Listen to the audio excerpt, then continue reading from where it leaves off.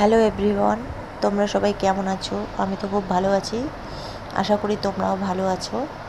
আর একটু নতুন ভিডিও নিয়ে তোমাদের সামনে চলে এসেছি। তো আজকে রান্না করব সোয়াবিন আলুর তরকারি। তো নিরামিষ করব, তাই একটু শেয়ার করলাম।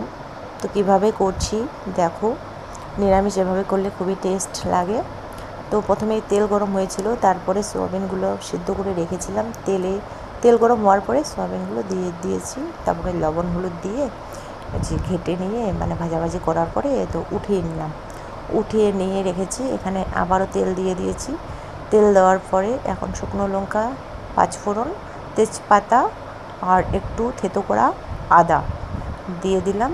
আর একটু নাড়ানাড়ি করে নেওয়ার পরে কাঁচা আলুগুলো কেটে রেখেছি, ধুয়ে নিয়ে এই যে দিয়ে দিচ্ছি। দেওয়ার পরে ঘাটাঘাটি করার পরে স্বাদ মতো লবণ হলুদ দেব। তোমরা এই যে স্বাদ মতো লবণ হলুদ দিলাম। হলুদটা এখনও পড়েনি, এই যে পড়ছে। ভয়েসটা পরে দিই তো ওর জন্য অসুবিধা হয়, বুঝতে পারি না যে কখন বলবো। তারপর দিয়ে ঘাটাঘাটি করছি, একটু কষিয়ে নিব। ভালো করে কষিয়ে নিলে এই যে জল দিয়ে একটু, তারপরে মশলা করে রেখেছি। নিরামিষ মশলাটা করেছি আদা, জিরে, কাঁচা লঙ্কা, চিরা কাঁচা লঙ্কা দেবো। আর হচ্ছে একটু শুকনো লঙ্কা ছিল, বেটে নিয়েছি। কাঁচা লঙ্কা লাস্টের দিকে দেবো।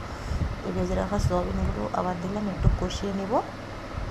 কষিয়ে নেওয়ার পরে কষানো হয়ে গেছে প্রায়, আর বেশিক্ষণ নেই। কিন্তু এভাবে কাঁচা আলু দিয়ে যদি সোয়াবিন রান্না করা যায় খুবই টেস্ট লাগে। যে জল দিয়ে দিলাম। জল দেওয়ার পরে এখন ওই যে ফুটবে, ততক্ষণে ওয়েট করবো। যে প্রায় ফুটেও গেছে। দুটো চেরা কাঁচা লঙ্কা দিলাম, দিয়ে একটুখানি চিনি দিলাম, স্বাদটা ভালো লাগে তাহলে।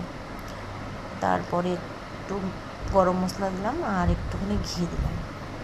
ঘি দেওয়ার পরে আর একটুখানি হবে। যদি কেউ পারো তাহলে একটা দুটো আলুকে একটু ইয়ে করে দিবে,